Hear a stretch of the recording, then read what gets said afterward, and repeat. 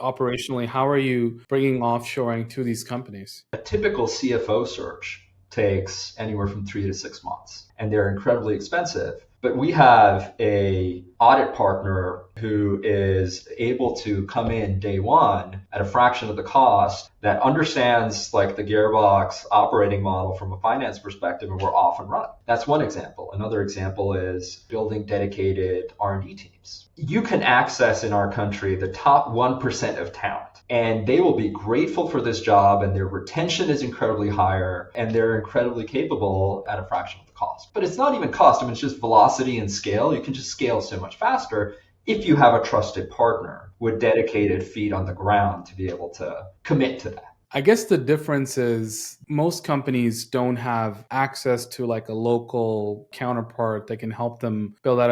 As an example, our last business, Wild Apricot, we had an entire developer team in Zelenograd, which is a suburb in the outskirts of Moscow. It was a huge advantage because we were able to get premier developer talent and technical talent, which here would have been multi-six figures, but there was a fraction of the cost. But we were able to have a much larger engineering organization as a result of that. But in order to do that, we actually had boots on the ground and folks that knew the Russian market very well. And I guess most companies don't have that. That's exactly right. And so much of it is about trust. It can be hit or miss for a lot of companies, right, that are trying offshoring for the first time. You may get lucky and you may get a truly trusted individual, or you may be unlucky and you get somebody who's double billing you without telling you in the back. But then there's a quality element to it. We can maintain quality of talent. We're not interested in generating a profit on those resources, right? I mean, we're trying to make sure that our portfolio companies are successful.